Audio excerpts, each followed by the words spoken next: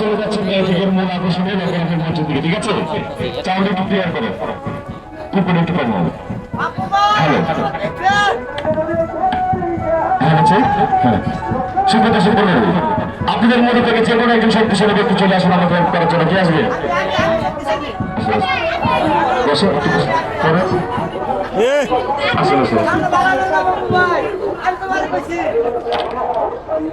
ভাই আপনার নাম কি?